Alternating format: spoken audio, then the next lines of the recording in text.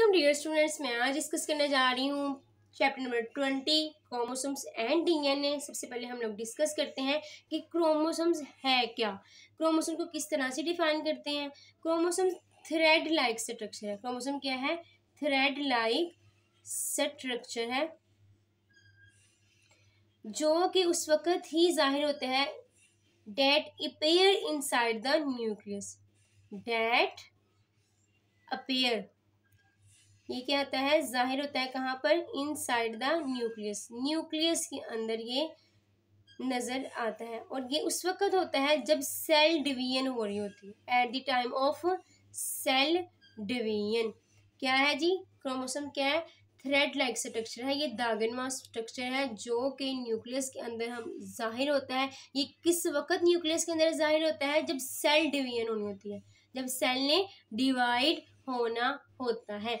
सबसे पहले जो है ना जर्मन एम्ब्रियोलॉजिस्ट था। कौन था? जर्मन एम्ब्रियोलॉजिस्ट जिसका नाम है वाल्टर फ्लेमिंग। 1982 के अंदर जो है ना इसने सैलामेंडर लार्वा के अंदर डिवाइडिंग सेल्स का मुशाहिदा किया।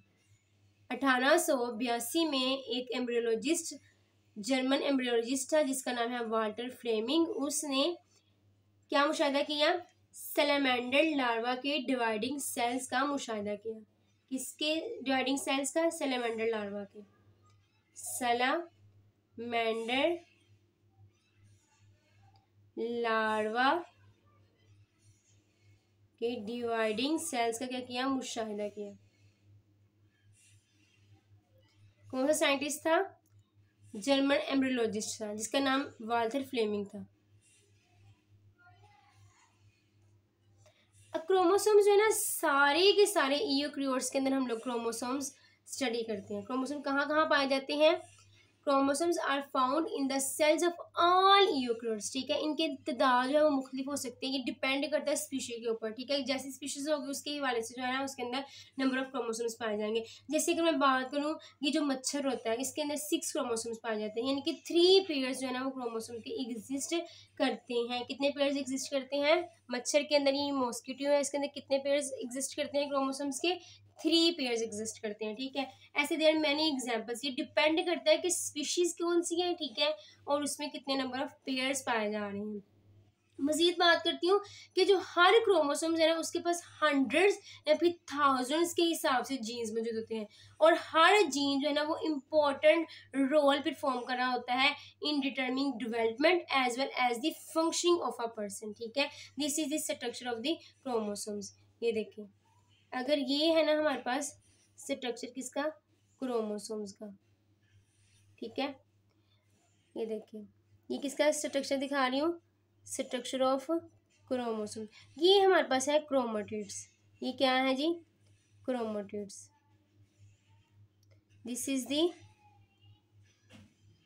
क्रोमेटिड्स।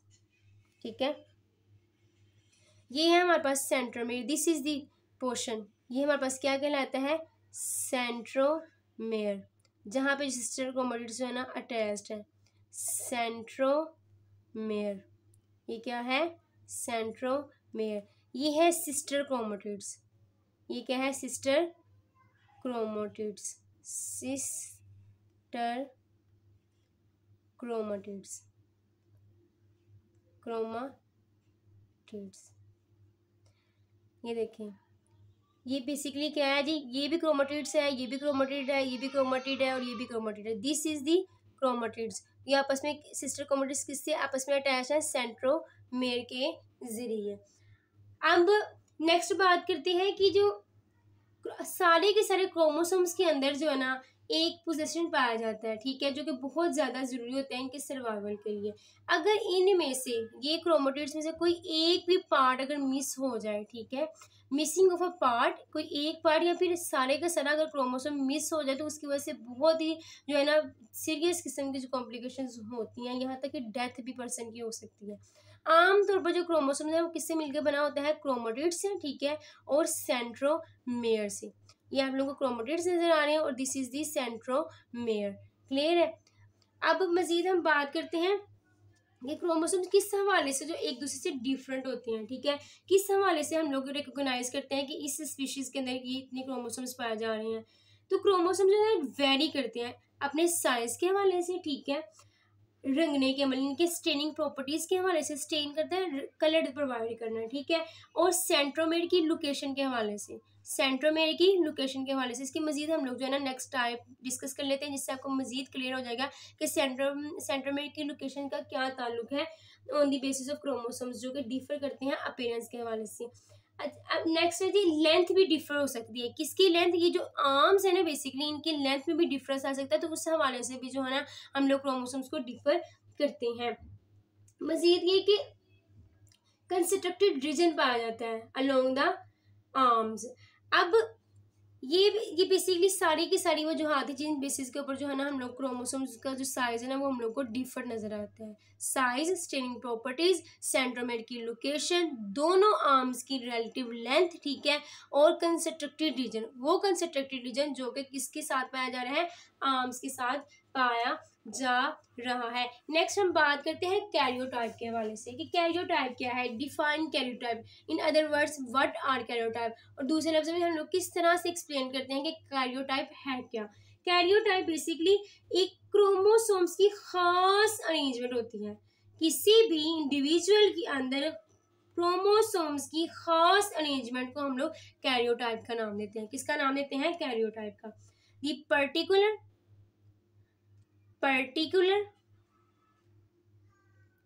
अरेंजमेंट, एक खास किस्म की अरेंजमेंट, किसके अंदर ये अरेंजमेंट होनी है? इंडिविजुअल के अंदर।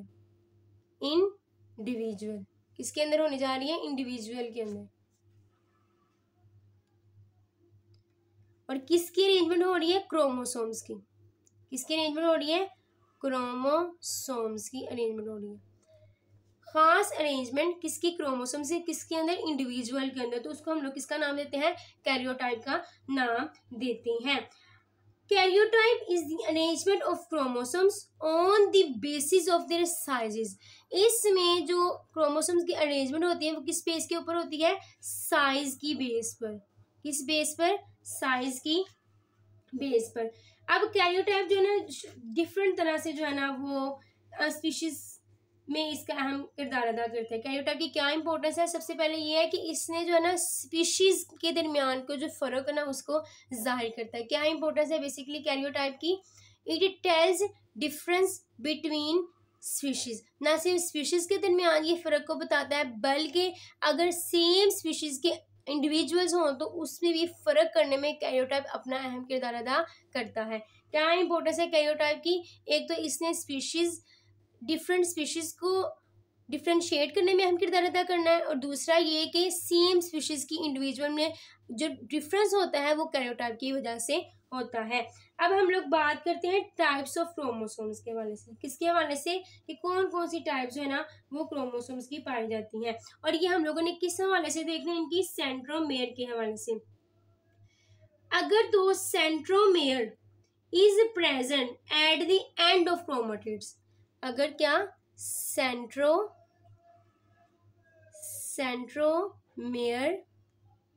इज प्रेजेंट, अगर सेंट्रोमेयर कहाँ मौजूद हो? At the end of chromatids. At the end of chromatids, अगर तो सेंट्रोमेयर क्रोमेटिड्स के बिल्कुल एंड पे मौजूद हो तो उसको हम लोग क्या बोलते हैं? टीलोसेंट्रिक। टीलोसेंट्रिक ये कहाँ मौजूद हो? क्रोमेटिड्स कहाँ मौजूद हो? At the end. Centromere is present at the end of chromatids. Next हम बात करते हैं एक्रोसेंट्रिक की। अगर तो सेंट्रोमेयर मौजूद हो near the chromatids, near the chromatids, अगर तो सेंट्रोमेयर बिल्कुल क्रोमेटिड्स के पास मौजूद हो तो उसको एक्रोसेंट्रिक, ठीक है। नेक्स्ट बात करते हैं हम लोग सब मेटासेंट्रिक के हवाले से। सब मेटासेंट्रिक क्या होता है जी? अगर तो क्रोमेटिड्स के बिल्कुल नजदीक, इनके मिडल में, near the middle of the chromatids, अगर तो सेंट्रोमेयर कहाँ मौजूद हो? Near the middle of chromatids. Chromatids अगर तो सेंट्रोमेयर क्या हो, क्रोमाटिड्स के मिडल के नज़दीक हो, तो उसको हम लोग सब मेटासेंट्री का नाम देते हैं। और नेक्स्ट बात करते हैं मेटासेंट्री के हवाले से। ये बिल्कुल जो है ना, अगर सेंट्रोमेयर ये नियर था और ये एग्जैक्टली ये बिल्कुल परफेक्टली अगर होगा मिडल के ऊपर को, तो उसको हम लोग मेटासेंट्री का नाम देते हैं। किसका नाम देते हैं? मेटासेंट्री का नाम देते हैं। एग्जैक्टली एट एंड ऑफ, कहाँ पे मौजूद हो? एंड पर, किसके? क्रोमाटिड्स के। Eight middle of chromatids. सही। अब ये देखिए जी, स्टीलोसेंट्री की मैं आपको यहाँ पे रिप्रेजेंटेशन करके देती हूँ। ये है हमारे पास क्रोमाटिड्स, ये क्या मौजूद है? क्रोमाटिड। और ये है इसका सेंट्रोमेयर, ये है हमारे पास क्रोमाटिड्स, ठीक है। और ये क्या है?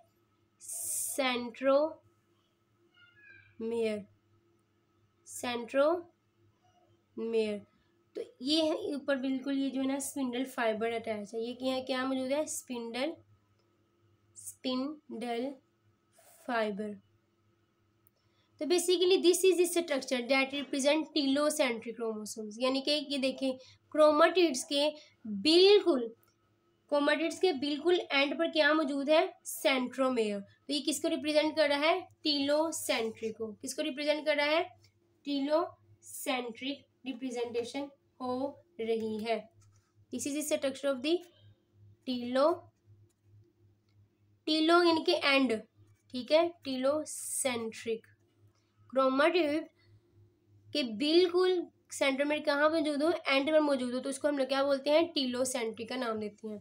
नेक्स्ट बात करते हैं एक्रोसेंट्रिक के हवाले से। किसके हवाले से? एक्रोसेंट्रिक। तो एक्रोसेंट्रिक कहा था?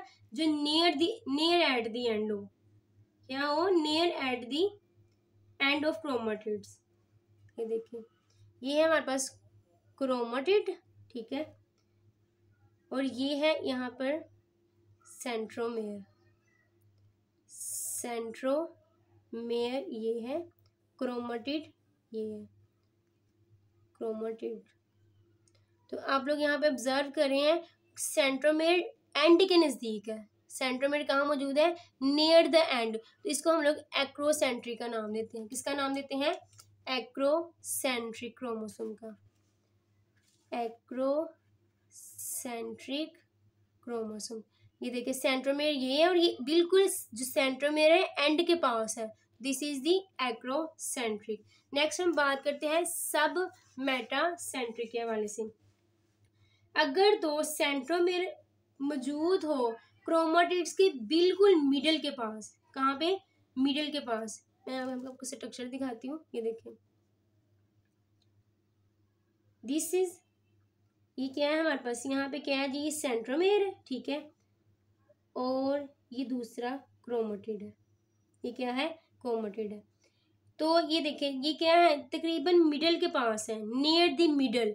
तो उस हवाले से हम लोग इसको किसका नाम देते हैं? सब मेटासेंट्रिक का नाम देते हैं कि ये बिल्कुल क्या है? Near the middle of chromatid. Near the middle of chromatid. This is the structure of the sub metacentric. सब मेटासेंट्रिक, ठीक है। अब बात करते हैं मेटासेंट्रिक के हवाले से। तो अब मेटासेंट्रिक जो सेंट्रोमेयर है is exactly at the middle. ये था नियर द मिडल, और अब यहाँ पे देखिएगा बिल्कुल एग्जैक्टली जो है ना, ये जो है ना बिल्कुल मिडल में है। दोनों क्रोमाटिड्स के बिल्कुल मिडल में, दोनों क्रोमाटिड्स के बिल्कुल मिडल में अगर सेंट्रोमेयर मौजूद है, that is the called the metacentric. इसको किसका नाम देते हैं? मेटासेंट्रिक का नाम देते हैं। मजीद एक्सप्लेन कर दूं ताकि आप लोगों को कोई कंफ्यूजन न रहे। क्रोमोसोम बनता ही उस वक्त है जब क्रोमाटिड्स कहाँ पे मिलते हैं? सेंट्रोमेयर पे। देखिए क्रोमोसोम्स कहाँ, क्रोमेटिड्स कहाँ पे मिले हैं, सेंट्रोमेयर में। This is the representation of the chromosomes, ठीक है, सही। ये थी बेसिकली थोड़ा सा इंट्रोडक्शन, और इसकी कौन कौन सी टाइप्स जो है ना, डिफरेंट शेप्स जो कि डिपेंड करती हैं upon the location of the centromeres. ये सारी की सारी रिप्रेजेंटेशन किस बेसिस पे दिखाई है, shapes of chromosomes that depend upon the location of centromere. Centromere के हवाले से जितनी भी लोकेशंस थी ना क्रोमोसोम्स में, शेप्स, वो मैंने रिप्रेजेंट यहाँ पे की हैं। Thank you.